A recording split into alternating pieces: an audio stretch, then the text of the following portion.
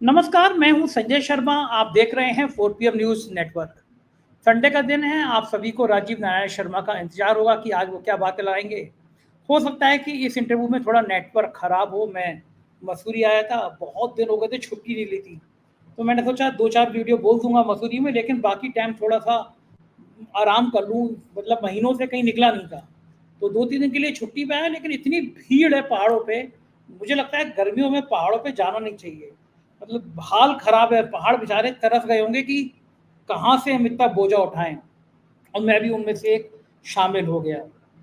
तो यहीं से मैंने प्रोग्राम किया है। थोड़ा सा नेटवर्क में प्रॉब्लम आ रही थी, तो हो सकता है आपको कहीं कहीं सुनने में थोड़ी परेशानी हो जाए। राजीव जी के प्रोग्राम से हर बार पहले मैं कहता हूँ कि आपको ज्योतिष में इंटरेस्ट हो तो ये प्रोग्राम देखिए, ना हो तो मत देखिए। मेरा ज्योतिष में इंटरेस्ट है, इसलिए मैं ये कार्यक्रम करता हूँ। राजीव जी की कुछ भविष्यवाणियाँ बहुत सही हैं। उन्होंने कहा था किसी भी दल को बहुमत नहीं मिलेगा। ये तब की बात है जब सारे एग्जिट पोल 400 450 सीटें कर रहे थे। राजीव जी ने कहा भाजपा अपने दम पर पूर्ण बहुमत में नहीं आ पाएगी। तो आज उन्होंने संघ को और भाजपा के रिश्तों को लेकर बहुत बड़ा खुलासा किया है। संघ के ऊपर भी कितनी बड़ी मुसीबत आने वाली है, ये इस इंटरव्यू में है। मोदी सरकार कहाँ का फंसेगी और संघ कहाँ कहाँ उलझेगा, ये सारी बातें इस इंटरव्यू में हैं। जबरदस्त बातचीत है, पूरा सुनेंगे तो आपको मजा आएगा। उससे पहले चैनल को ज्वाइन कीजिएगा, सब्सक्राइब करिएगा। चलते हैं राजीव जी के पास। 4 PM न्यूज नेटवर्क में स्वागत है राजीव नारायण जी आपका। आपकी काफी सारी चीजें सही हो रही हैं, एक आध चीज गलत हुई हुई, लेकिन बाकी चीजें ठीक हो रही हैं। आपने कहा था 5 अप्रैल को कि सहयोगियों के साथ मतभेद होंगे, पार्टी टूट सकती है, सहयोगी इस हद तक आ जाएंगे कि आपस में लड़ाइयाँ हो जाएंगी। अब मैं देख रहा हूँ संघ की तरफ से कुछ बयान आए हैं, बाद में सफाई भी आई है, बयान भी आए हैं। संघ कोई भी बात संघ का प्रचारक ऐसे नहीं कहता, उसके पीछे बड़ी गहराई होती है, बहुत गंभीरता होती है। तो जो इंद्रेश ने कहा कि पार्टी के अंदर अहंकार आ गया, यही बात आप कहते आए थे शुरू से। तो जो आप 5 अप्रैल को हमारे प्रोग्राम में कह रहे थे कि पार्टी बीजेपी की जो जन्म पत्री आप देखकर बता रहे थे कि अपने सहयोगियों के साथ मतभेद विघटन, क्या हम संघ को भी इसी तरह सहयोगी मान सकते हैं? आपका क्या मानना है? क्या जो ग्राफ का, जो ज्योतिष का जन्म पत्री थी, उसमें ये भी आ रहा था? जी बिल्कुल। देखो संजय जी, ये कुंडली थी जो भाजपा की शुरू हुई है 6 अप्रैल 2024 को।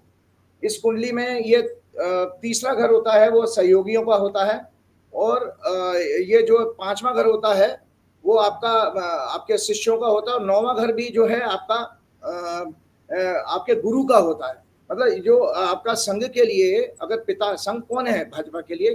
पिता के समान है। तो अगर आपके पिता से मतभेद होंगे तो इसका मतलब 9वां घर पीड़ित होगा, सूर्य पीड़ित हो सकता है, और साथ में जो है क्या नाम है, आपके तीसरे घर का स्वामी हो गया मंगल। इसमें ये कन्या लगन की कुंडली बनी थी। मैं दर्शकों को रिपीट कर देता हूँ, कन्या लगन की कुंडली बनी है जो कि 6 अप्रैल 2024 को शुरू हुई, शाम के 6:31 पर। और इस ईयर का लॉर्ड बना शनि, और मुंथेस भी शनि है। मुंथा 6वें घर में गई है। तीसरे घर का स्वामी मंगल हुआ, जो 6वें घर में, 6वां घर होता है रोग ऋण शत्रु का। मतभेद अगर किसी भी व्यक्ति के जीवन में, मेरे ही नहीं, संस्था हो, कोई भी हो, तो 6वां घर जरूर होगा। दर्शक हमेशा हमेशा के लिए प्रिंसिपल लिख लें कि जब भी किसी भी रिश्ते से आपका, चाहे पिता से झगड़ा होगा तो 6वां घर, जहां जहां 6वें घर का स्वामी जाएगा, संबंध बनाएगा, उसी एरिया में बायोलॉजिकल रिलेशन से आपके झगड़े शुरू हो जाएंगे। तो तीसरा घर सहयोगियों का है, तो वो झगड़े का इंटायर को वो 6वें घर में चला गया मंगल। तो इसमें कुंडली पूरी बता देता हूँ। 6वें घर में कुंभ राशि में मंगल, शनि, चंद्र और मुंथा आई थी, और 7वें घर में शुक्र, राहु, सूर्य थे, और 8वें घर में लग्नेश, बुध, वक्री और अस्त थे, और बृहस्पति भी इसी के अंदर थे, जो चौथे भाव के 7वें भाव के स्वामी हैं। तो हमने आपके पिछले प्रोग्राम में दर्शकों को बताया था कि जब भी किसी का तलाक होता है, जैसे किसी की मैरिज अगर टूटेगी, तो मैरिज टूटने का सिद्धांत है कि 8वां घर या तो 7वें घर में चला जाए। 7वां घर है, दर्शकों को बताऊं, कॉन्ट्रैक्ट का होता है, समझौते का होता है, और विवाह का भी 7th हाउस मैरिज का देखा जाता है। तो उसमें 8वां घर हमने आपसे कहा था परमानेंट संबंध विच्छेद का होता है। अगर कहीं भी 8वां घर चला गया तो उसी से संबंध हमेशा हमेशा के लिए ब्रेक हो जाएंगे। तो यहाँ पर क्या हुआ कि बृहस्पति 7वें घर का, इस कुंडली में जो वर्षफल भाजपा का हमने शेयर किया था, उसमें बृहस्पति 8वें घर में गए हैं, और तीसरी दृष्टि से शनि से पीड़ित हो रहे हैं, जो कि 6वें भाव में बैठा है। और साथ में 12वें घर का इसमें स्वामी जो है सूर्य भी बैठा हुआ है। 12वां घर होता है त्याग पत्र देने का। और शुक्र जो है इस कुंडली का आपका दूसरे घर का स्वामी है और 9वें मतलब 9वें घर का स्वामी भी है। तो 9th हाउस जो होता है पिता का होता है। तो भाजपा जो किसकी आइडियोलॉजी से बनी है? भाजपा बनी है आइडियोलॉजी से, आरएसएस की आइडियोलॉजी से। तो आरएसएस के साथ भी इनके मतभेद होंगे। ये 6 अप्रैल 2024 की कुंडली से ही निश्चित हो गया था। और बकायदा देखिए, मैंने उसमें पढ़ के आप लोगों को सुनाया था। मैं ये राइटअप जरूर आप अपने दर्शकों को दोबारा दिखाइएगा। इस राइटअप में मैं लिखता हूं कि इनके 29 वर्ष के स्वामी शनि 6वें भाव में है। इनके लिए भविष्य में कानूनी लिटिगेशन, इनके महत्वपूर्ण नेताओं के गंभीर बीमारियों, अन्य अशुभ समाचार का योग बना रहे हैं। इस वर्ष पार्टी के बिखरने और टूटने का, सहयोगियों के साथ झगड़े का भी योग है। और भाजपा, मैंने आपको वो भी बताया था कि भाई भाजपा का क्लियर मेजोरिटी नहीं आएगी। इसी कुंडली में मैंने ये भी चर्चा की थी। तो ये आरएसएस के साथ जो हुआ है ये ऐसा ही नहीं हुआ। इसी का ग्रह चाल ने अपनी स्टोरी 6 अप्रैल को ही लिख दी थी। रिजल्ट आपके 4 जून को आए हैं और 4 जून के आने के बाद ही आप देख रहे हैं कि निरंतर किस तरह की बयानबाजी हो रही है। और सबसे पहले आरएसएस प्रमुख ने जो कहा था कि भाई जो स्वयंसेवक है, आपने बहुत सारे पॉलिटिकल प्रोग्राम भी किए हैं, कि स्वयंसेवक को एरोगेंस नहीं आना चाहिए, उसके अंदर क्रोध नहीं आना चाहिए। और उन्होंने एक बहुत बड़ी बात यह कह दी कि विपक्ष भी डेमोक्रेसी का एक हिस्सा है और विपक्ष को भी उतना ही स्पेस मिलना चाहिए। ये संघ के प्रमुख ने कही। इसी से हड़कंप मच गया। उसके बाद अगले दिन हम देखते हैं कि टाइम्स ऑफ इंडिया में मैंने आर्टिकल पढ़ा था, पूरा आर्टिकल आया है जो ऑब्जर्वर ने लिखा था, जो पांचजन इनका मैगजीन है आरएसएस की, उसने तो और ज्यादा मोहन भागवत से भी 2 कदम आगे बढ़ करके अटैक कर दिया। क्या अटैक किया? उन्होंने ये कहा कि भाजपा में जो मूल भाजपा है वो धीरे धीरे समाप्त होती जा रही है। मूल भाजपा मतलब जो 6 अप्रैल 1980 को भाजपा बनी थी, मुरली मनोहर जोशी, लाल कृष्ण अडवाणी, अटल जी और भी कई 2-4 बड़े नेता थे। उन लोगों ने जो नानाजी देशमुख भी थे, उसमें जो भाजपा बनाई थी, वो भाजपा धीरे धीरे समाप्त हो रही है। क्योंकि दर्शकों की जानकारी के मैं बता देता हूं कि 240 जो अभी एमपी भाजपा के जीत के आए हैं, इस नरेंद्र मोदी और गुजरात लॉबी की जो भाजपा है, गुजरात लॉबी से मतलब है नरेंद्र मोदी और अमित शाह की भाजपा, जो 2014 से शुरू हुई है, उस भाजपा में 126 सीटें संजय जी उन्होंने कांग्रेस बैकग्राउंड के नेताओं को दी थी, इलेक्शन के लिए टिकट दिए थे। और मजे की बात देखिए, कांग्रेस का परफॉर्मेंस इसको मानिए कि कांग्रेस की आइडियोलॉजी के मानने वाले पुराने नेता 126 में से 106 जीते हैं, 106। और तो इसका मतलब है अगर हम 240 में से मोटा मोटा घटा दें, माइनस कर दें 106 को, तो मूल भाजपा तो 134 ही आई है इस बार। तो ये संघ के लिए भी चिंता का विषय है और ऑब्जर्वर के लिए भी चिंता का विषय है। जो भी आरएसएस के मतलब आइडियोलॉजी को मानने वाले हैं, उनके लिए चिंता का सबब है कि ये भाजपा जो है कम होती जा रही है। नरेंद्र मोदी को सत्ता जरूर ये इनके प्रकार ने मिल गई, मतलब साम दाम दंड से वो कैसी तरह से नीतीश कुमार को और उनको बिठा के जोड़ के लिए उन्होंने लेती। अभी तो शपथ ली है, अभी तो वोट ऑफ कॉन्फिडेंस भी इनको लोकसभा में लेना है। तो ये जो भाजपा बनी है ये दरअसल मूल भाजपा नहीं है और ये 1996 के बाद सबसे खराब परफॉर्मेंस है। दर्शकों की जानकारी के बता, दर्शकों 161 या 162 सीटें आई थी 1996 में भाजपा की। तो आज भाजपा की प्रैक्टिकली भाजपा की 136 सीटें हैं, 240 में से 106 भगोड़े हटा दिए। और 5 जन ने साफ साफ लिखा है कि जिन भगोड़ों के जरिए भाजपा का रेपुटेशन भी खराब हुआ है, और उन्होंने तो सीधा सीधा अजीत पवार का नाम भी लिया है कि ऐसे करप्ट लोगों को आपने भाजपा में शामिल किया। इससे भाजपा का जो मूल कार्यकर्ता है, जो वर्षों से, जिसने अपनी पूरी जिंदगी लगा दी भाजपा की सेवा करने में, संघ की सेवा करने में, और उनको कुछ नहीं मिला। उनको तो केवल ठन गोपाल मिला। तो वो बेचारे पहले किसी की चप्पल उठा रहे थे, अब भगोड़ों की चप्पल उठा रहे हैं। तो उनका तो निरंतर अपमान हो रहा है। यही कारण था कि भाजपा का जो कार्यकर्ता था इस चुनाव में मूलतः उदासीन दिखा। जो आप लोगों ने, पत्रकारों ने भी जिस चीज को कहा कि भाजपा का जो कार्यकर्ता है वो काम नहीं कर रहा है, तो ये संघ ने ये सारे विषयों को इसमें उठाया है। और खास तौर से उन्होंने कहा कि करप्ट लोगों को लेकर के जो सत्ता बनाई गई है ये भाजपा की मूल आत्मा के विरुद्ध है। राजीव जी, ये बताइए कि आप मुझे कि जो संघ की जन्म पत्री, क्या वो संघ की भी जन्म पत्री आपके पास है? और जी अगर जी है तो क्या ये भाजपा के साथ रिश्ते कैसे हैं? मतलब ये जो अभी बिखराव शुरू हुआ, टकराव शुरू हुआ, मोदी जी को लगता है कि वो सीनियर हैं, वो संघ में पहले आए, भागवत बाद में आए, तो मैं क्यों जाऊं वहाँ पे? तो वो पहले प्रधानमंत्री हैं, 10 सालों में पहली बार तो वो नागपुर रुके नहीं थे चुनाव से पहले। गडकरी साहब उनसे मिलने नहीं आए थे। लेकिन ये जो लड़ाइयाँ हैं, क्या ये दोनों की जन्म पत्री ये बताती है कि ये लड़ाइयाँ अभी और बढ़ेंगी और विकराल रूप लेंगी, या दोनों के कुछ ग्रह ऐसे संयोग से मिलते हैं कि कोई आगे चल के बीच का रास्ता निकल आएगा, समझौता हो जाएगा? क्या आपको लगता है, या आपके पास कुछ ऐसा आधार है दोनों की जन्म पत्री को लेकर? जी, बिल्कुल मेरे पास है, क्योंकि हमने कहा कि हमने आरएसएस की कुंडली के ऊपर भी बहुत चर्चा की थी। सबसे पहले दर्शकों को भाजपा की जो जन्म कुंडली दिखा रहा हूं, ये 6 अप्रैल 1980 की कुंडली है, 6 अप्रैल 1980 की। और तीसरे घर में देखिए सारे पाप ग्रह मौजूद हैं। भाजपा की कुंडली मिथुन लगन की है। इनके तीसरे घर में मंगल वक्री, राहु, जुपिटर वक्री, शनि वक्री, और इनके 6वें भाव में चंद्रमा नीच का है, 9वें घर में बुध और केतु है, और 10वें घर में सूर्य है, और 12वें घर में शुक्र है। शुक्र के ऊपर शनि की दृष्टि है 10वीं, और 5वें घर पर इनकी तीसरी दृष्टि शनि की है। मैं आपको एक और बता देता हूं, भाजपा के शासन में एजुकेशन माफिया बढ़ेंगे, ये भी योग है। ये जो आप पेपर लीक वगैरह की जितनी घटनाएं देख रहे हैं ना, तो भाजपा की कुंडली में ये एजुकेशन माफिया का योग भी है, क्योंकि 5वें घर से वैदिक ज्योतिष में एजुकेशन देखी जाती है। उसके ऊपर तीसरी दृष्टि शनि की आ रही है, और शनि की दृष्टि आपकी 12वें घर में बैठे शुक्र के ऊपर भी जा रही है। तो इसीलिए निरंतर सेक्स स्कैंडल में भी भाजपा के नेताओं के नाम आते रहते हैं, और आते रहेंगे आगे आने वाले टाइम में भी। और इनमें वर्तमान में चंद्रमा में बुध की दशा चल रही है। आप ही के प्रोग्राम में मैंने ये कहा था कि 17 फरवरी को मैंने कहा 17 फरवरी से भाजपा के लिए मति भ्रष्ट होने का योग चल रहा है। तो उस मति भ्रष्ट होने का मतलब है बुध और चंद्रमा आपस में ग्रेट शत्रु हैं, क्योंकि चंद्रमा मन का कारक है और बुध जो है इंटेलेक्ट का कारक है। और वैदिक ज्योतिष के नियमों के अनुसार बताता हूँ, फंडामेंटल सिद्धांत है, अगर बुध जो है पाप ग्रहों से पीड़ित हो, खासतौर से राहु केतु से, तो ऐसे व्यक्ति के अंदर कपटी योग होता है।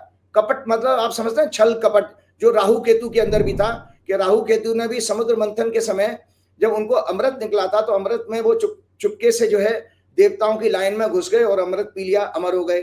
फिर बाद में चंद्रमा और सूर्य ने जब शिकायत करी है भगवान विष्णु से, तो भगवान विष्णु ने सुदर्शन चक्र से उनकी गर्दन उड़ा दी। तो इसीलिए वो दोनों राक्षस आज भी राहु केतु के दिख में जाते हैं, जिनका ये राहु आपका धड़ है, सर है, और धड़ जो है केतु माना गया है। तो बीजेपी की कुंडली में कपट का योग है नंबर 1, और पिता से झगड़े होंगे, मतलब आइडियोलॉजी जो 9वां घर जो है पिता का होता है, तो पिता से झगड़े होंगे। ये भी भाजपा की कुंडली में, जन्म कुंडली में भी आ रहा है कि देर अबेर ये संघ के साथ इनके झगड़े जरूर होंगे। ये भाजपा की जन्म कुंडली में भी आ गया। और मैं आपको बता रहा हूं कि भाजपा ने जो अभी जो चंद्र कुंडली है इतनी खराब है इनकी भाजपा की, कि भाजपा ने जो सत्ता भी हासिल की है, इसमें भी अभी आने वाले टाइम में खुलासा होगा कि इलेक्शन को मैनिपुलेट करने के लिए इन्होंने सारे हथकंडे अपनाए। तो पहला मूल सवाल आपका यह आया कि संघ के साथ, चूंकि भाजपा की कुंडली में पिता का घर पीड़ित है, तो इसका मतलब है उनकी जो पेरेंट संस्था जहां से ये भाजपा का उदय हुआ है, आरएसएस से ही जनसंघ निकली थी, और जनसंघ वही बाद में आकर के भाजपा बनी है 6 अप्रैल 1980 को। अब मैं आपके दर्शकों को दिखाता हूं वो कुंडली जो दर्शक जिसका इंतजार कर, 27 सितंबर 1925, ये आरएसएस की कुंडली है। 27 सितंबर 1925 की आरएसएस की कुंडली है। ये वृश्चिक लगन की कुंडली है।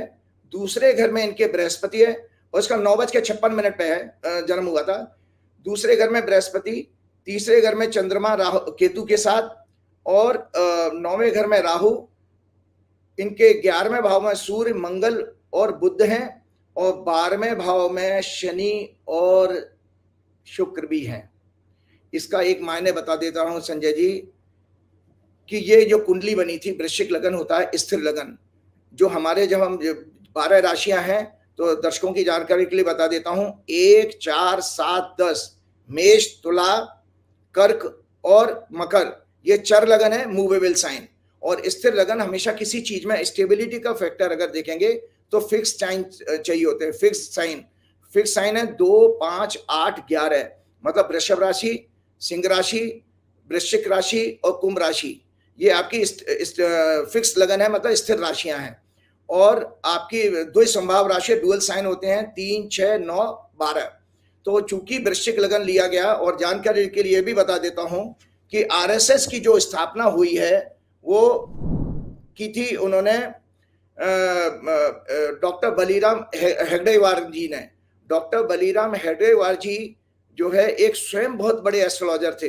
दर्शकों की जानकारी के बता देता हूं, एस्ट्रोलॉजर थे, और उनको अक्सर उनके मित्र, एक तो हाइट उनकी अच्छी थी और बहुत स्थूल काय शरीर का, मोटे थे, तो लोग उनको अक्सर हनुमान कहा करते थे। और खाते बहुत थे, बहुत खाने के शौकीन थे। जब भी कहीं अगर कोई बुलाया जाता तो इतना खा जाते थे कि लोग कहते देखो ये आ गया हनुमान, ये अब सब भोजन खत्म कर देगा। ये इसलिए जानकारी बता रहा हूँ, ये पुस्तक मैं दिखाता हूँ। ये पुस्तक हमारे बहुत अच्छी किताब, dips into divinity, astrology and history. इसमें पूरा हमारे गुरुजी के.एन. राव जी ने पूरा आरएसएस के ऊपर जो है एक डॉक्टर हेगडेवार जी के ऊपर पूरा एक आर्टिकल लिखा है और एस्ट्रोलॉजिकल एनालिसिस लिखी है, क्योंकि राव साहब नागपुर में पोस्टेड थे और नागपुर में रहते हुए ही उन्होंने आरएसएस की पूरी बायोग्राफी, कोई मिस्टर पालकर हुए हैं, मिस्टर पालकर ने हेगडेवार जी की जो क्या नाम है बायोग्राफी लिखी, उसी से कंटेंट में उन्होंने एस्ट्रोलॉजिकल इसकी पैरामीटर निकाले थे। अब ये जो कुंडली बनी है, ये मंगल इसका स्वामी है, आरएसएस की कुंडली का। और जो मैंने भाजपा की कुंडली आपको दिखाई है उसका स्वामी बुध है। तो याद रखें दर्शक, आप किसी के साथ मित्रता करनी है, उसका एक मूल सिद्धांत बता देता हूं आपको। जैसे पार्टनरशिप कर रही हैं या आपके संबंध बहुत अच्छे बनेंगे, जैसा संजय जी आपका कुंभ लगन है, मेरा शुक्र का लगन है, तो शुक्र और शनि आपस में ग्रेट मित्र हैं। तो भाजपा की कुंडली में और आरएसएस की कुंडली में विरोधाभास है, क्योंकि भाजपा का कुंडली का लग्नेश बुध और आरएसएस की कुंडली का लग्नेश मंगल, ये आपस में ग्रेट एनिमी है। अब ये झगड़े कहां पर होंगे, किस बात के होंगे, हम उस विषय पे आगे आएंगे, क्योंकि झगड़े का योग तो अभी शुरू हुआ है और आगे बढ़ता चला जाएगा। ये ऐसी बात नहीं उठी है जो नड्डा ने जो बात कही थी कि संघ की हमको आवश्यकता नहीं है, उसके मूल कारण में दर्शक समझें। वो इसलिए कहा था क्योंकि धीरे धीरे नरेंद्र मोदी और अमित शाह ने भाजपा का कांग्रेसीकरण कर दिया है, तो वो मूल जो है आरएसएस विचारधारा की भाजपा रही ही नहीं। तो इसीलिए अब आप बताइए 240 में से अगर 106 एमपी आपके कांग्रेस बैकग्राउंड के होंगे तो वो काय को संघ की बात मानेंगे? संघ को तो ठेंगा दिखा देंगे मोहन भागवत को कहें भागो यहां से, क्योंकि तुम्हारे को हम पूछते नहीं। और आपको बता देता हूं कि जो संघ का धीरे धीरे वजूद, नरेंद्र मोदी जी जब 2001 में सत्ता में आए थे गुजरात में, वहां पर भी उन्होंने यही काम किया था। विश्व हिंदू परिषद के प्रवीण तोगड़िया जी का इस्तेमाल किया, उनको भी धोखा देकर के बाहर कर दिया, संघ को खत्म किया। सेम केस उन्होंने यहाँ पे किया। जब 2014-15 में आए थे तो उस समय एक इनके संघ के बहुत बड़े प्रचारक हुए हैं जो कोऑर्डिनेटर के रूप में काम करते थे, और उस समय संघ की ताकत बता दूं आपको, ताल कटोरा स्टेडियम में उस कोऑर्डिनेटर ने, जो संगठन मंत्री होता है, जो भाजपा संघ और पार्टी के बीच में समन्वय का काम करता है, तो उन्होंने ताल कटोरा स्टेडियम में एक बकायदा एक ऑफिस खोला था और पीएमओ की सारी मंत्रालय की फाइल उनके पास जाया करती थी। मतलब उनके पास रिकमेंडेशन में ये होता था किसको सेक्रेटरी बनाना है, किसको हटाना है, किसको करना, उसका इतना इंटरफेरेंस बढ़ गया था। बाद में धीरे धीरे नरेंद्र मोदी जी ने उनको साफ किया। आज वो संघ के जो बहुत बड़े प्रचारक, बहुत बड़े पदाधिकारी हैं, जो नंबर 3 पोजीशन पर आते हैं, मोहन भागवत और दत्तात्रेय होसबोले के बाद उनका तीसरे चौथे नंबर पे नाम है। आज वो साइडलाइन हो गए, बिल्कुल जीरो हो गए हैं, क्योंकि नरेंद्र मोदी जी ने उनका सारा इंटरफेरेंस सब खत्म कर दिया। तो नरेंद्र मोदी जी ने धीरे धीरे अपनी पोजीशन ऐसी स्ट्रॉन्ग कर ली कि अब संघ की वहां पर कोई पोजीशन में नहीं। एक रामलाल हुआ करते थे, मैं पर्सनली रामलाल जी के पास बहुत बैठा करता था पार्टी के दफ्तर में, तो वो भी यही काम करते थे कि जितने भी लोगों के देश भर में नौकरियां लगती है ना, जो ट्रांसफर पोस्टिंग, उनकी फाइलें रामलाल जी के पास जाती थी, रामलाल उनको पीएमओ में पहुंचाते थे। और रामलाल जी भी आप जो है पूरा बाहर करके और आज संघ में जुड़ गए हैं। वो भाजपा के और पार्टी के कार्यक्रमों से उनको पूरी तरह बाहर कर दिया गया है। तो ये धीरे धीरे इस तरह से संघ और भाजपा के बीच की दूरी बढ़ती चली जा रही है और आने वाले समय में और भी बढ़ेगी। उसका कारण ये है क्योंकि भाजपा कि जो संघ की विचारधारा वाले लोग धीरे धीरे यहाँ से कमजोर होते जा रहे हैं, खत्म होते जा रहे हैं। आज की डेट में भी थोड़ी बहुत अगर विचारधारा के बड़े लोग नेता कौन बचे हैं? राजनाथ सिंह जी और नितिन गडकरी, उसके बाद तो कोई बचा नहीं है इनके पास में। तो ये सब खत्म हो जाएंगे। लेकिन एक चीज मैं आप लोगों को शेयर और करना चाहता हूं, ये हेडगेवार जी ने जो भाजपा जो बनाई थी, सॉरी ये संघ बनाया था, उसका मूल क्या नाम है, उद्देश्य क्या था? ये एक किताब मैं आपको दिखाता हूं। इनका देखो मूल उद्देश्य ये था, हाँ, उन्होंने ये जो संघ की स्थापना की थी, वो लिखते हैं कि those who want to save their religion must have the collective strength to do it. It was the basic idea to form the RSS. उन्होंने डॉक्टर हेडगेवार जी ने उस दौरान हिंदुओं को मोबिलाइज और इकट्ठा करने के लिए संघ की स्थापना की थी। और ये बकायदा 27 सितंबर 1925 को, मैं बहुत बड़े आरएसएस के प्रचारक जिनके पिताजी हेडगेवार जी के साथ काम किए हैं उन्होंने नागपुर में, उन्होंने मुझे सारी जानकारी दी है। उन्होंने बताया 27 सितंबर 1925 को लगभग सुबह के 10 बजे के आसपास मीटिंग होती है हेडगेवार जी के घर में फर्स्ट फ्लोर पर, और 17 लोग उस मीटिंग में थे। और उन्होंने कहा कि हम संघ की स्थापना करेंगे, और संघ का मूल जो उद्देश्य होगा वो केवल धर्म की रक्षा करना और धर्म के प्रचार प्रसार, लोग घर घर में हिंदू धर्म की या हिंदू वैदिक रीत की जो है मान्यताएं बढ़ें, इस पर हम काम करेंगे।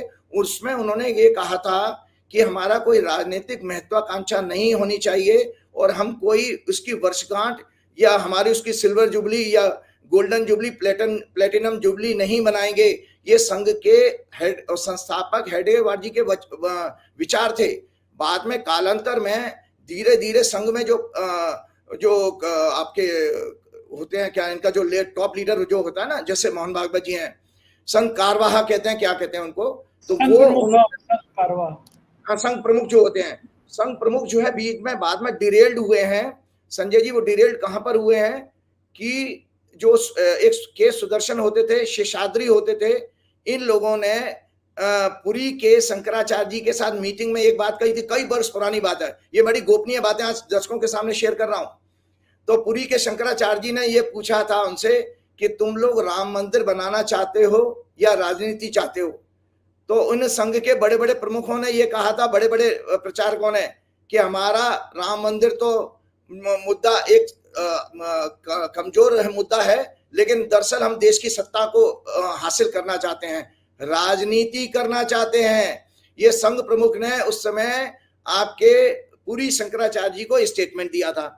तो मैं अब आने वाले टाइम में ये बता रहा हूं कि क्या होने वाला है आपके आने वाले टाइम में। यह है कि संघ के लिए भी खतरनाक समय आ गया है, कि संघ की जो महत्वाकांक्षा, मैंने आप देखिए दर्शकों को लिखा है कि ये लिखा है काम भोग सेक्स स्कैंडल, संघ की शुक्र की महादशा शुरू हो गई है।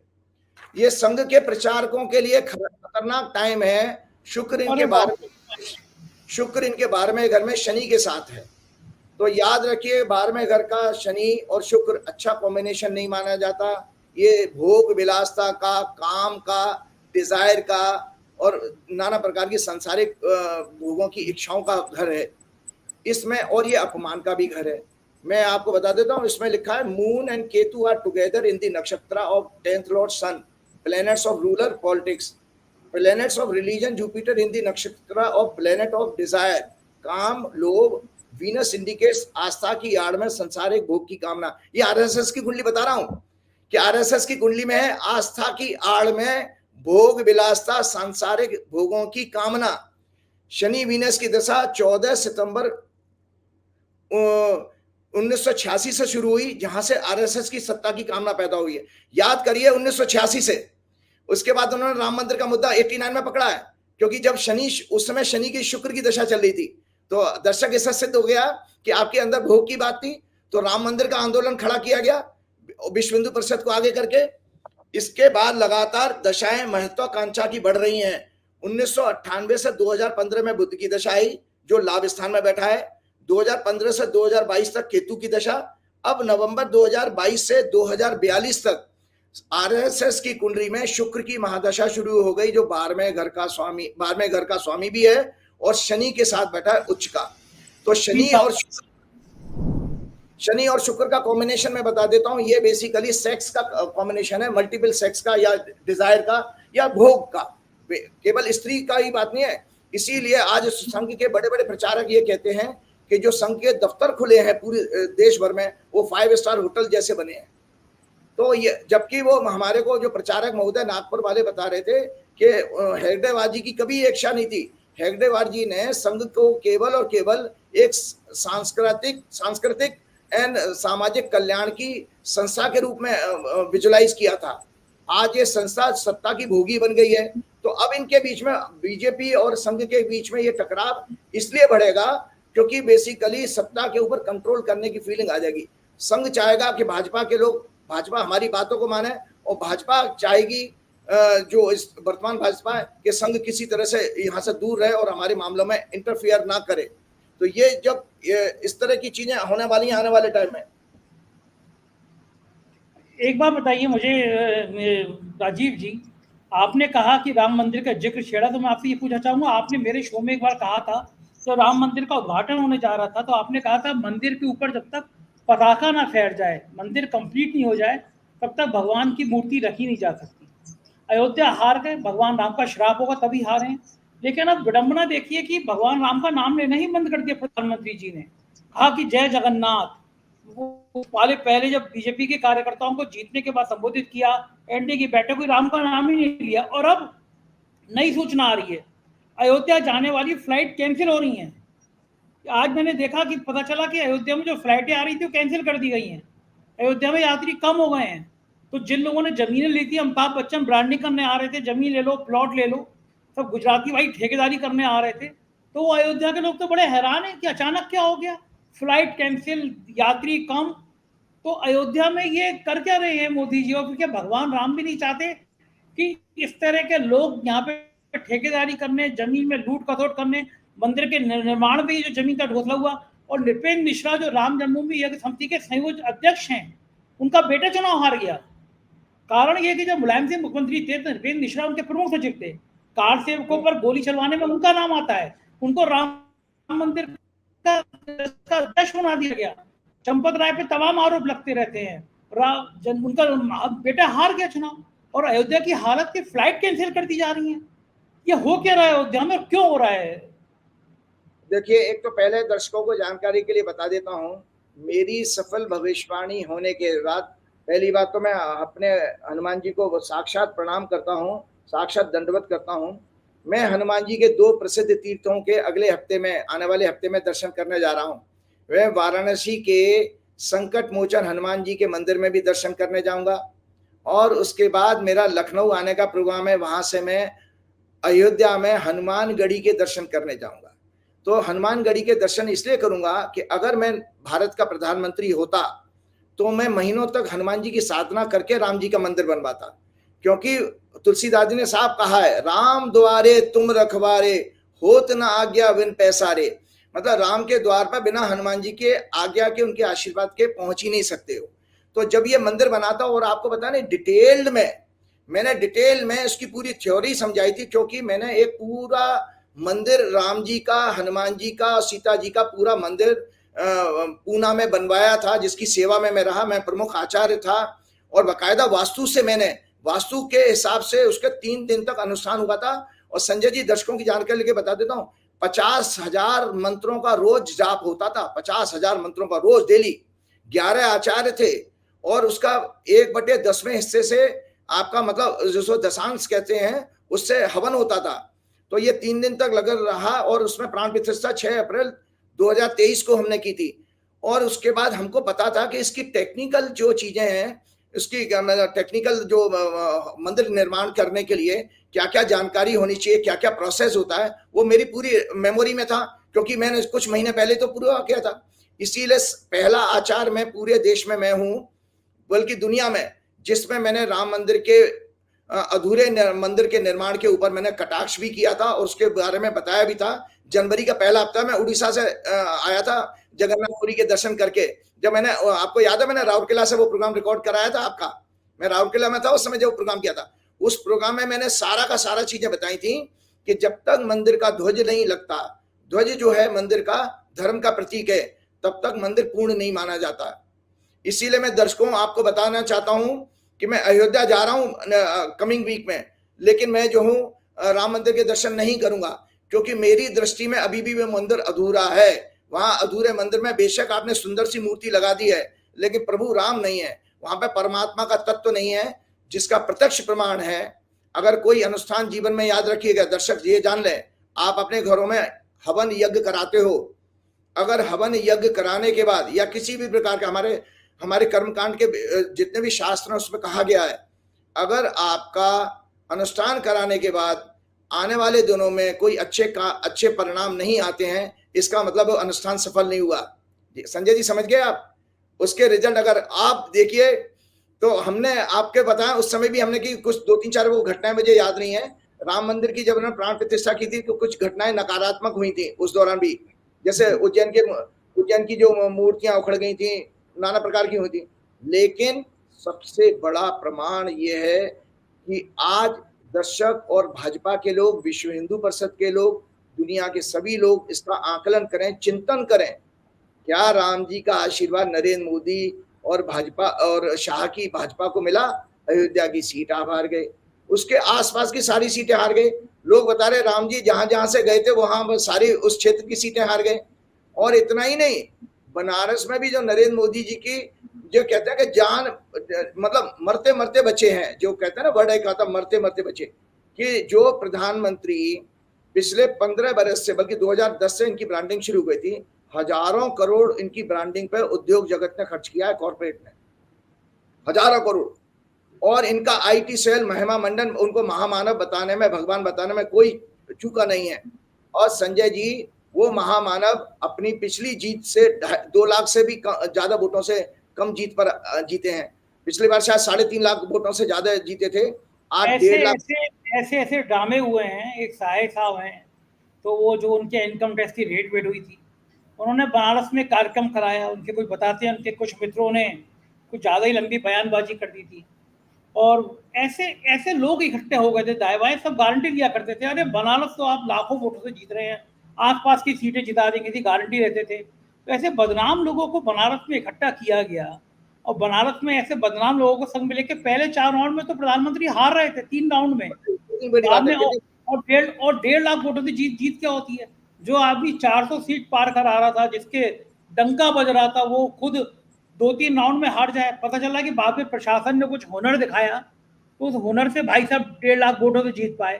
तो इसका मतलब ये है कि अयोध्या के आसपास की सब सीट हार जाओ, बनारस के आसपास की सब सीट हार जाओ, आप सही कह रहे हैं। और फिर दूसरा, हार गए, चलो हार की चलती रहती है, अयोध्या के लोगों को भक्त गाली दे रहे हैं, अयोध्या के लोगों को गाली दे रहे हैं, ये भक्तगढ़ जोड़े हैं मोदी जी के, कि अयोध्या तुमने पाप कर दिया। भाई भगवान राम की नगरी में वही रहेगा जिसको राम बहुत प्यार करते हैं, गाली क्या देना लोगों को। फ्लाइटें कैंसिल हो जा रही हैं, बताइए आप क्या अयोध्या का क्या हाल करना चाह रहे हैं ये? अब अगर हार गए तो अयोध्या का हाल बेहाल कर देंगे राजीव जी। नरेंद्र मोदी को मेरे से ज्यादा अच्छा कोई नहीं जानता होगा, क्योंकि इनके बारे में डॉक्टर शंकर सिंह बघेला जी से मैंने घंटों उन्होंने मुझे बहुत सारी जानकारी दी है। एक लालजी भाई पटेल आरएसएस प्रमुख होते थे गुजरात के, उनसे भी मुझे जानकारी मिली है, और कई संघ के बड़े बड़े प्रचारकों से मेरे, जिनके साथ उन्होंने काम किया, मुझे सारी जानकारी मिली है। इसलिए नरेंद्र मोदी जी को मैं बहुत अच्छे से जानता हूं। मैं बता देता हूं आप लोगों को कि नरेंद्र मोदी जी अयोध्या भविष्य में अब कभी नहीं जाएंगे। और नरेंद्र मोदी जी इतने चिड़ू हैं, ये इतना चिढ़ते हैं, अगर इनको कहीं से भी जरा सा नेगेटिव बात सुनने को मिल जाए या इनके मन मुताबिक चीज ना हो तो इससे दुश्मनी पाल लेते हैं। तो आज अयोध्या वासियों से और उत्तर प्रदेश के पूर्वांचल से ये मान लें कि नरेंद्र मोदी जी ने दुश्मनी अब मान ली है, अब वो वहां कभी नहीं जाएंगे। बल्कि नरेंद्र मोदी जी अब कभी भी बनारस में भी नहीं जाएंगे। अगर अगला चुनाव नरेंद्र मोदी जी रहे और चुनाव लड़ा तो याद रखना का देशवासी ये मेरी बात को नोट कर लें, नरेंद्र मोदी जी उत्तर प्रदेश छोड़ देंगे और गुजरात से चुनाव लड़ेंगे, क्योंकि अब उनका बेसिकली उत्तर प्रदेश से मोह भंग हो चुका है, क्योंकि उनको खुद को पता है कि बनारस की ये जीत उनकी जीत नहीं बल्कि हार के बराबर है। इसलिए वो माँ गंगा ने उनको गोद ले लिया है, और वो माँ गंगा से कहेंगे तुम अपना रास्ता देखो, मैं अपना रास्ता देख रहा हूँ। वो माँ गंगा को भी ऐसे ही छोड़ जाएंगे जैसे उन्होंने भी स्वयं अपनी सगी माता जी का अधूरा संस्कार किया था, इसी तरह से वो माँ गंगा को भी अधूरा छोड़ के जाने वाले हैं। वो राजीव जी एक सवाल और है, आपने कहा कि जो शपथ ली गई है, ये इसका काल बड़ा खराब है, प्राकृतिक आपदाएं आएंगी, उत्तराखंड के जंगल धधक रहे हैं, जल रहे हैं। जब शपथ ग्रहण चल रहा था तब आतंकी हमला हो गया तीर्थयात्रियों की बस पर। जम्मू में लगातार 3 दिन तक हमले हुए, आतंकी हमले कर रहे हैं, कुछ पता नहीं चल रहा। छात्राएं सड़कों पर हैं, आंदोलन चल रहा है नीट में बेईमानी को लेकर, धांधलियों को लेकर। अचानक शपथ ग्रहण के बाद देश का माहौल ऐसा हो गया कि कुछ समझ में नहीं आ रहा। और मोदी मीडिया कह रहा है कि अरे वाह, इटली की प्रधानमंत्री ने मोदी जी के संग सेल्फी ले ली। इन सारे मुद्दों पे ध्यान नहीं है मोदी मीडिया का। फिर वो अपने चरण वंदना में शुरू हो गया। ये बिल्कुल क्या बिल्कुल। शपथ ग्रहण के जो काल है उससे ये सब प्राकृतिक आपदाओं का कुछ योग बनता है? ये मेरा आखिरी सवाल है, इसका जवाब दीजिए आप। हाँ, एक तो मैं ये बता देता हूँ आपको जानकारी के लिए, संघ की एक ये किताब दिखाता हूँ, ये जो बहुत अच्छी विचार नवनीत, ये संघ के लोग देखें, ये संघ के लिए बाइबल है, ये संघ के लोगों के लिए बाइबल है। इस पुस्तक में जो है साफ साफ लिखा है उन्होंने कि हिंदू धर्म जो है, इन्होंने माना है इसमें, ये डॉक्टर ये गोलवलकर जी की जितने स्पीचेस हुई थी उसका संकलन है। इसको बंच ऑफ थॉट्स के नाम से अंग्रेजी में छपी थी ये किताब, जिसमें लिखा है विचार नवनीत। इसमें साफ साफ लिखा है कि नेहरू जी को ये जब गोलवलकर मिले थे तो उन्होंने इस पुस्तक में लिखा है कि नेहरू जी बहुत विद्वान थे और नेहरू जी ने इस बात को इनसे कहा कि यार तुम लोग ये क्या हिंदू हिंदू करते रहते हो, अब भारत के रूप में भारतवासी कहा करो, आप हिंदू हिंदू क्यों शब्द करते हो। तो इन्होंने बड़ा इसमें बेतुका कुतर्क दिया हुआ है। एक तरफ ये इस पुस्तक में लिखते हैं कि ऋग्वेद में सप्त सिंधु नाम से एक शब्द आया है कि जो सिंधु जो है हमारे जो 7 लोग होते हैं, 7 द्वीप होते हैं, उसमें सिंधु घाटी की सभ्यता वाले लोग हम लोग भारतीय कहलाते हैं। तो उसमें उन्होंने इसी पुस्तक में लिखा हुआ है कि विदेशी लोग इसको उच्चारण नहीं कर पाते थे, सा का, तो उसको हा करते थे, हा से वो हिंदू शब्द बन गया। तो अपने आप में मैं आज दर्शकों को बताना चाहता हूं कि राम मंदिर के इस फ्लॉप शो के बाद आरएसएस को चाहिए कि विश्व हिंदू परिषद को बंद कर दें, क्योंकि ये विदेशी नाम है इसी पुस्तक के अनुसार, ये इसी पुस्तक के अनुसार विदेशी नाम है, क्योंकि ये खाड़ी के देश जो मुसलमान जो थे, गल्फ के लोग, वो सिंधु को हिंदू कहा करते थे। तो ये अब विश्व हिंदू परिषद का कोई औचित्य नहीं है, मंदिर आपने बनवा लिया, वैसे भी हिंदू शब्द हमारा विदेशी है। तो आने वाले टाइम में क्या नाम है, इस चीज की कोई औचित्य नहीं रह जाती। अब आता है मैं अगला प्रश्न का जवाब मैं आपको बताता हूं।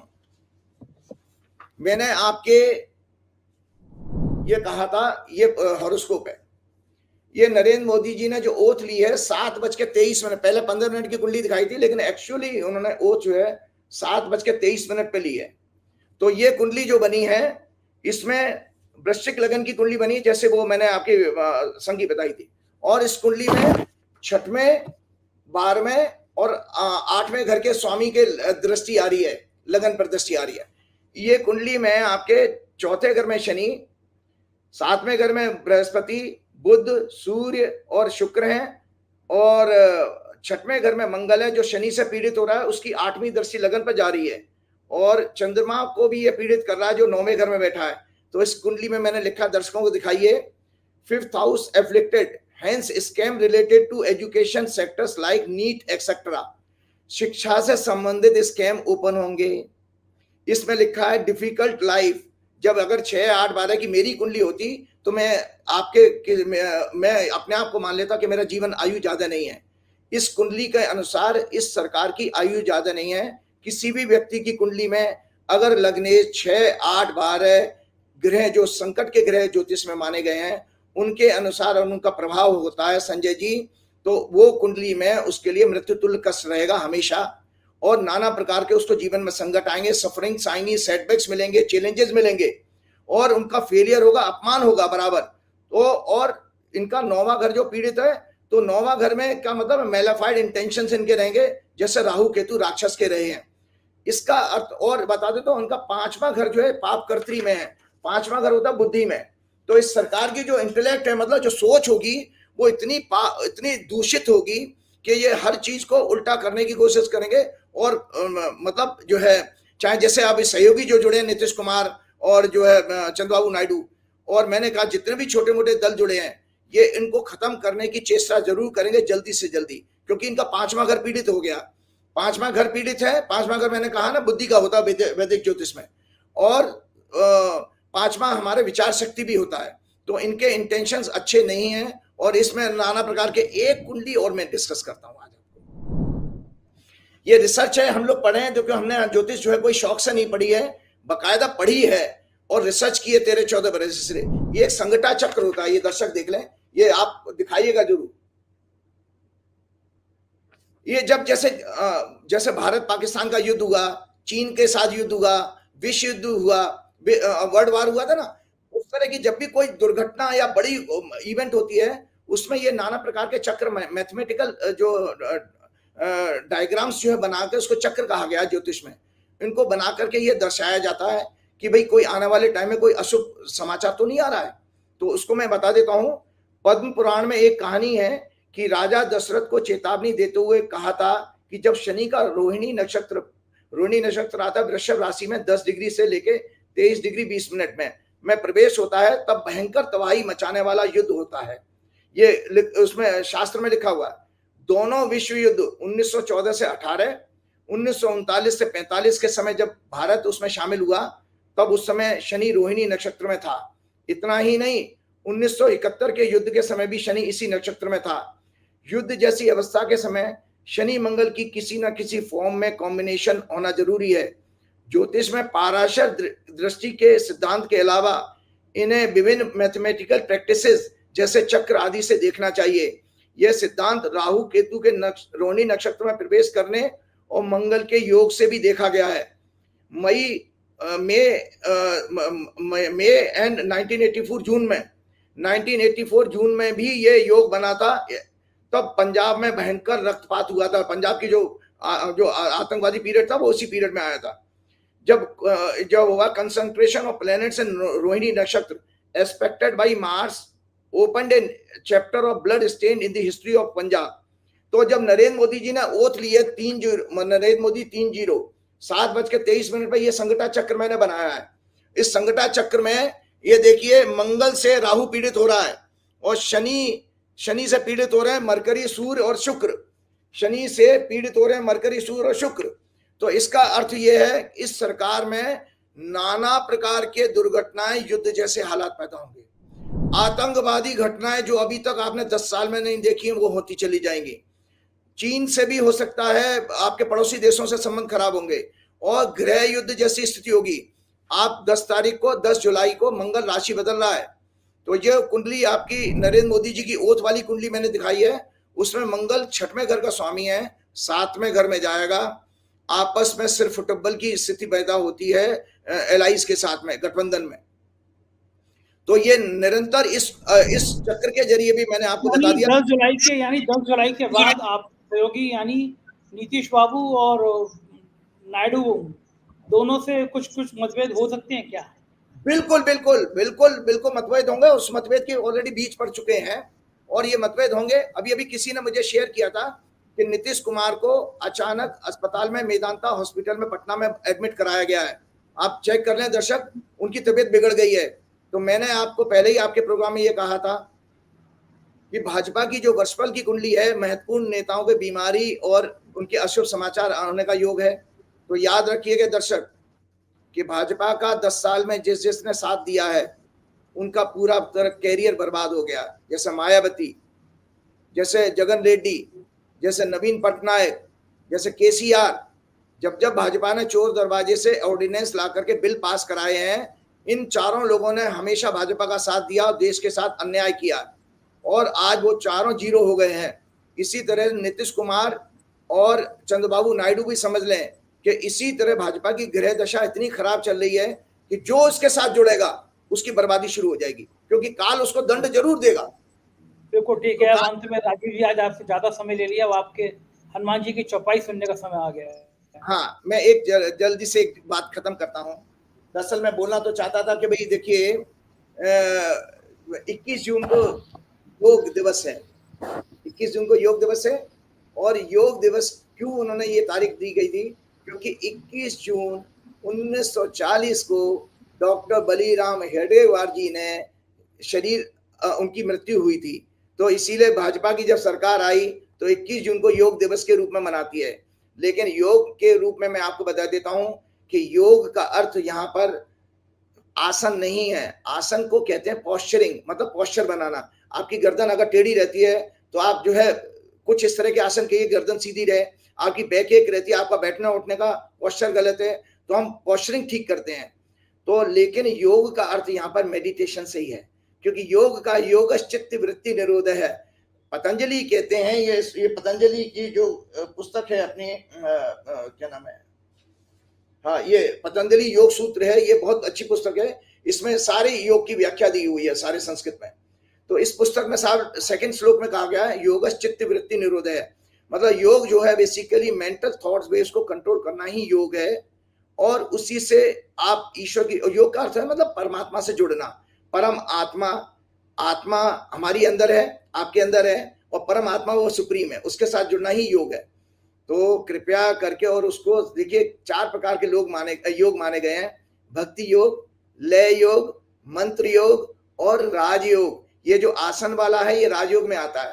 तो सबसे सुंदर, सबसे आसान, बिना पैसे के भक्ति योग है। इसीलिए मैं लोगों से बार बार कहता हूं कि हनुमान जी के शरण में रहिए। और मेडिटेशन करने के लिए सबसे पहले मैंने आपको बताया कि जो संजय जी, आत्मा जो होती है ना, मैं जल्दी से खत्म कर रहा हूं, आपका समय मैं समझ सकता हूं। आत्मा किस रूप में व्यक्त की जा सकती है? आत्मा को आप देख सकते हो क्या? भगवान कृष्ण ने कहा इसको कोई जला नहीं सकता, मार नहीं सकता, देख नहीं सकता। आत्मा प्राण के रूप में व्यक्त होती है। आपको पता है आत्मा का जो आप एक्सप्रेस फील कैसे कर सकते हो? प्राण के रूप में। इसीलिए जब आपके प्राण चले जाते हैं तो आपका कहा गया आत्मा चली गई। तो इसीलिए मैंने जो दर्शकों जो आपको कहा है, आपको एक बहुत सुंदर आज आपको ये उपनिषद दिखा रहा हूं। ये मांडूक्य उपनिषद है संजय जी, मांडूक्य उपनिषद। ये इसमें केवल 12 मंत्र हैं, ये सबसे छोटा उपनिषद है, और इसमें ओम की व्याख्या है। जो ओम आप बोलते हो ना अपने डे टू डे लाइफ में, इसमें पूरा ओम की व्याख्या है। तो ओम को मैं बता देता हूं, आ छोटा प्लस ओ प्लस मां में आधा हलंत, इससे 3 शब्दों से मिलकर ओम बना है। तो मैं दर्शकों को आपकी हेल्थ के लिए बता देता हूं, 21 जून से पहले आप इसको प्रैक्टिस में लाइए। संकल्प ले लीजिए कि पूरा प्राण लेंगे पेट से, सुबह उठ करके पूरा प्राण, जिसको एब्डोमिनल ब्रीदिंग कहते हैं। अगर जिनकी प्रैक्टिस अच्छी नहीं है, बहुत संजय जी एक जानकारी और बता देता हूं आपको मैं, जिनकी प्रैक्टिस अच्छी नहीं है संजय जी, जिनकी प्रैक्टिस अच्छी नहीं है, वो पहले अपने पेट पे हाथ लगा लें और एक हाथ ध्यान मुद्रा में रखें और डीप ब्रीदिंग करें पेट से। तो हाथ आपको महसूस होगा हाथ आगे पीछे जा रहा है। तो जब आप सांस छोड़ेंगे तो पेट पीछे जाएगा, सांस लेंगे तो आगे जाएगा। 25 काउंट करेंगे। पहले महीने, दर्शक सुन लें, पहले महीने पहले अपने प्राण को बैलेंस करेंगे 1 महीने तक। दूसरे महीने भगवान कृष्ण ने गीता में कहा है, भगवान कृष्ण ने गीता में ये कहा है कि अर्जुन जो है, इसमें गीता में 6वें अध्याय में पूरा व्याख्या की है मेडिटेशन की भगवान कृष्ण ने। भगवान के कृष्ण कहते हैं अपनी नाक की टिप पर, माना नाक के आगे वाले पॉइंट पर अपना माइंड का कंसंट्रेशन ले आइए। 2nd मंथ में जब आप इनहेल और एक्सहेल करेंगे, 3rd मंथ में, तीसरे महीने में आप जब एक्सहेल करें तो आप ओम बोलिए, जैसे मैं बोलता हूं। मैंने ब्रेथ पूरा श्वास लिया,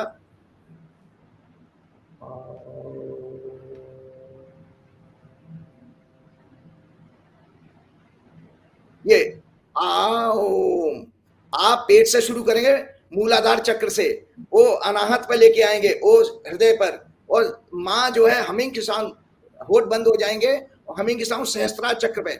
आप देखिए कभी जीवन में माइग्रेन की प्रॉब्लम नहीं होगी, मेमोरी शार्प हो जाएगी और ब्रेन के कभी डिसऑर्डर नहीं होंगे। नर्वस सिस्टम को पावरफुल बनाने के लिए बता रहा हूँ, ये बहुत सुंदर टेक्निक है। तीसरे महीने में इसको ओम के साथ जब ओम बोलेंगे तो मुंह खुलेगा तो आपका श्वास बाहर निकल जाएगा। इस तरह से आप प्रैक्टिस करें। 3 महीने बाद दर्शक बताएं आपको अगर बीपी शुगर कम ना हो जाए तो मेरा नाम बदल दीजिएगा। अब चलते चलते एक जानकारी एक बता रहा हूँ, बहुत छोटी सी जानकारी, क्योंकि बहुत इंपॉर्टेंट बिंदु था, मैं अपने आप को रोक नहीं पाया हूँ इसको बिना शेयर किए हुए। जब मैं शिकोहाबाद अभी गया था अपने जन्म स्थान, मैंने आपके प्रोग्राम में कहा भी था कि दर्शकों मैं शिकोहाबाद जा रहा हूँ, शनिदेव का जन्म जो है 6 जून को था जन्मोत्सव। बड़ा अमावस्या होती है, ज्येष्ठ मास की अमावस्या को शनिदेव का जन्म हुआ था। तो संजय जी जब हम पूजा कर रहे थे वहां पर, तो जानकारी लोगों को मिल गई, लोग मिलने के लिए आए। तो उसमें से एक सज्जन आया मेरे पास, आर्मी का सूबेदार था। दर्शक मेरी बात को ध्यान से सुने, वो आर्मी का सूबेदार था और हम लोग मंदिर के प्रांगण में 20-25 लोग बैठे हुए थे। वो चुपके से मेरे कान में आया और बोलने लगा कि मैं मुसलमान हूं, सूबेदार, आर्मी का सूबेदार, मैं मुसलमान हूं, क्या मैं आपकी पूजा में बैठ सकता हूं? तो मैंने उससे कहा कि अरे क्यों नहीं, आप बैठिए भाई, आपके अंदर भी आत्मा है, परमात्मा का अंश। भगवान ने गीता में कहा है ममे वांशो जीव लोके जीव भूते सनातना, हे अर्जुन सभी जीवों में मेरा अंश है। तो मैंने आपके अंदर भी अंश भगवान का ही है, मेरे अंदर भी अंश, आप बैठिए। Sanjay ji 45-47 degree centigrade temperature, और उसमें हवन की अग्नि, 2 घंटे हमने हवन किया है वहां पर 108 शनि गायत्री मंत्र के साथ। उस पूरे अनुष्ठान में वो मुस्लिम जो है आर्मी का सूबेदार बैठा रहा है, और बाद में आरती करी है उसने। और उसके बाद आपको गवाह के रूप में बता देता हूं, अशोक यादव जी जो पूर्व भाजपा मंत्री रहे हैं उत्तर प्रदेश से, वो और पत्नी भी उनकी शामिल थी हवन में, आप उनसे पूछ लीजिएगा। हवन खत्म होने के बाद में सब लोगों को मैंने कहा कि देखिए ये जन्म से मुस्लिम घर में पैदा हुए हैं, इन्होंने मेरे से प्रार्थना की थी कि क्या मैं, वो मुझसे मिलने के लिए आए थे एक्चुअली, तो वो कह रहे कि मैं इसमें पूजा में बैठना चाहता हूं। तो मैंने कहा बैठिए, और पूरा अनुष्ठान उस व्यक्ति ने अटेंड किया। इसी तरह से हम अपने धर्म संस्कृति को बढ़ा सकते हैं। जब तक हम भाईचारा का संदेश नहीं भेजेंगे तब तक हमारा धर्म महान नहीं हो सकता। धर्म महान ये इसलिए नहीं होता, ऐसे नहीं होता कि तू क्या खा रहा है, तू क्या पहन रहा है, इस पर हम पॉइंट आउट करते रहे, इससे नहीं, इससे धर्म छोटा होता है। क्यों? इसलिए क्योंकि ये आरएसएस की एक पुस्तक बताता हूं। आरएसएस दरअसल जो है, आरएसएस की बैकग्राउंड में एक कमी है कि इन्होंने, जैसे आप अपने बच्चे को पालिए ना, और उसको पालने के समय से ही आप उसके कान में रोज बोलिए कि तेरी बुआ खराब है, तेरे चाचा खराब है, तेरे ताऊ जी खराब है, तेरी नानी खराब है, दादा खराब है, तो आप बच्चे को जहर दे दे करके पाल रहे हो, सपोले बना रहे हो, विषैले।